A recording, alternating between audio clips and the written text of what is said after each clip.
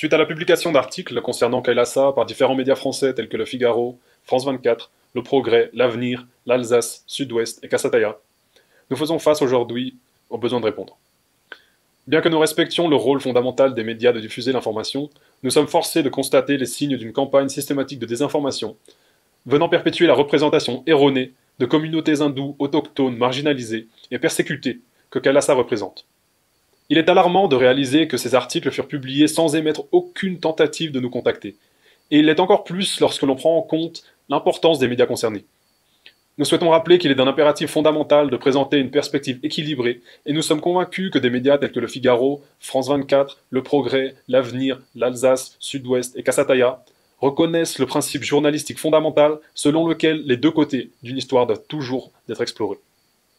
Nous demandons à vos journaux de respecter l'intégrité journalistique en prenant contact avec nous, avant de publier des articles de ce genre, ainsi que de publier notre réponse sans altération. Afin d'assurer la précision de l'information et dans un souci d'équité, nous aurions apprécié que vous ayez pris contact avec nous, afin de prendre en compte notre perspective. Cela n'ayant pas eu lieu, la publication par Le Figaro, France 24, Le Progrès, L'Avenir, l'Alsace, Sud-Ouest, Kassataya ainsi que d'autres journaux de ces articles vient contribuer à propager une narration biaisée, alimentant une campagne de désinformation incitant à la haine envers notre communauté indo-autochtone déjà persécutée. Il est important de rappeler que ce sont des actions de ce genre qui ont poussé, pendant l'ère impériale raciste, plusieurs générations d'hindous dans un état d'apatrie. Il est donc crucial de placer la situation présente dans son contexte, afin de réaliser l'impact d'articles de ce genre sur notre communauté minoritaire. Si vos journaux ne sont pas nécessairement les auteurs de ces articles et de la désinformation qu'ils contiennent, vous êtes toutefois responsable de leur publication, ainsi que de leurs conséquences. Nous attendons de vos journaux que vous rétractiez ces articles sans délai et que vous agissiez afin de corriger les dommages qu'ils ont causés. L'éthique journalistique est définie au niveau international par 5 principes: véracité et précision, indépendance, équité et impartialité, humanité et responsabilité. Les articles en question ne suivent aucun de ces principes. Nous demandons à ce qu'une correction immédiate soit produite par les auteurs ainsi que les éditeurs de ces articles. Permettez-nous de détailler quelques exemples parmi les multiples violations de l'éthique et de l'intégrité journalistique que ces articles présentent. Ces articles font référence au pontife suprême de l'hindouisme, Bhagavan Nityananda Paramashivam, en les termes suivants: un ressortissant indien recherché par la justice de son pays, ce qui n'est pas le cas. Le pontife suprême de l'hindouisme est une personne persécutée dont les droits fondamentaux ont été reniés, comme en témoigne une multitude de preuves que nous sommes à même de vous procurer.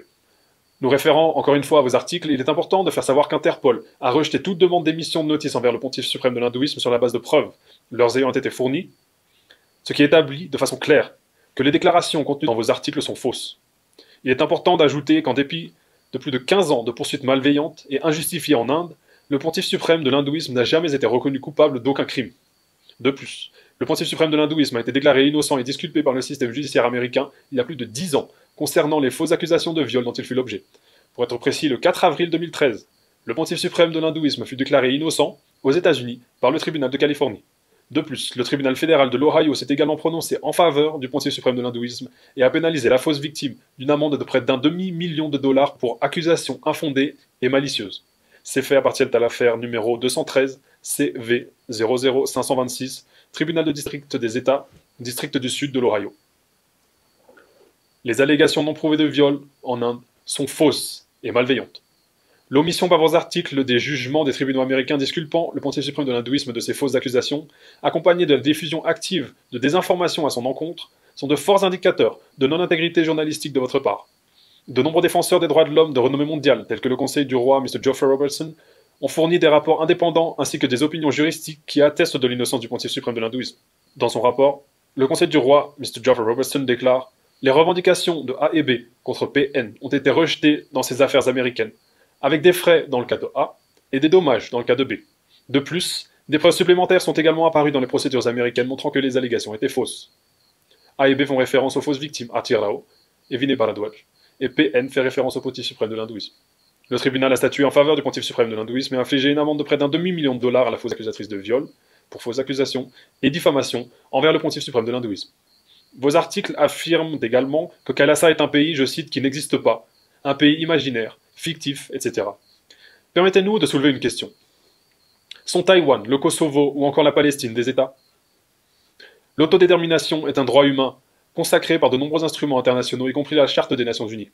Des personnes d'origine commune et d'une histoire commune, de même coutume ou de la même religion peuvent donner naissance à une nation par l'éveil de la conscience nationale. Une nation peut exister même en l'absence d'État, comme le démontrent de multiples nations autour du monde. En d'autres termes, la nationalité d'une personne n'est pas toujours définie par sa citoyenneté. L'article 1er du Pacte international relatif aux droits civils et politiques des Nations Unies, reconnu par 178 nations, déclare « Tous les peuples ont le droit de disposer d'eux-mêmes. En vertu de ce droit, ils déterminent librement leur statut politique et poursuivent librement leur développement économique, social et culturel. » Kailasa est certainement moins reconnu que d'autres États. Il n'empêche que ses habitants possèdent toutefois la liberté d'exercer leurs droits fondamentaux, ainsi que leur droit d'établir des relations publiques et d'être reconnus. Kailasa est une nation souveraine en vertu du droit international. Kailasa est une nation humanitaire, non violente et orientée vers le service. Malgré cela, nous sommes constamment en accord avec ces principes humanitaires. Kailasa a déjà effectué une contribution de plus de 3 millions de monnaies locales en aide médicale afin de soutenir les habitants de la communauté concernée, et ce, sans être soumis à aucune obligation et de façon entièrement désintéressée. Il est important de noter que l'aide humanitaire fournie par Kailasa ne provient pas de taxes ou d'impôts collectés sur sa population, comme le font la plupart des nations établies, mais provient du travail rigoureux et incessant du Pontife suprême de l'hindouisme, ainsi que de donations émises par des membres des communautés autochtones persécutées, inspirées par le travail incessant et désintéressé du Pontife suprême de l'hindouisme, et par son engagement inébranlable envers cette mission.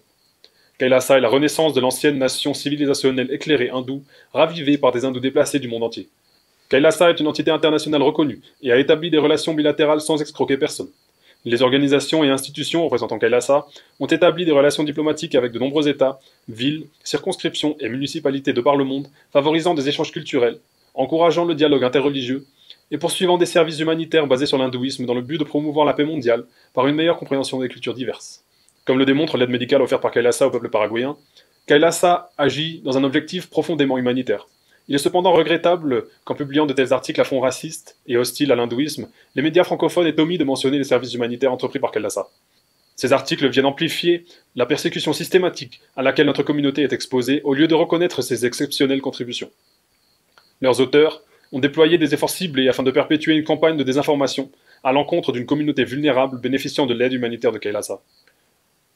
Nous exigeons des excuses sincères et sans équivoque de la part du Figaro, de France 24, du Progrès, de l'Avenir, de l'Alsace, du Sud-Ouest, ainsi que de Kasataya et de tout autre média concerné pour les inexactitudes flagrantes contenues dans vos articles et publications.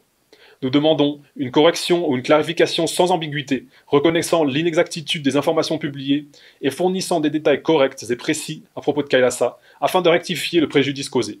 Votre responsabilité en tant qu'entité médiatique vous engage à agir dans l'intérêt public ainsi qu'à maintenir l'intégrité journalistique. Nous anticipons une coopération rapide de votre part afin de rectifier la situation et de mettre un terme à ces récits nuisibles. Nous sommes ouverts à la discussion ainsi qu'à vous fournir des informations supplémentaires. Nous vous remercions de porter une attention immédiate à notre requête ainsi que de répondre de façon résolue et corrective.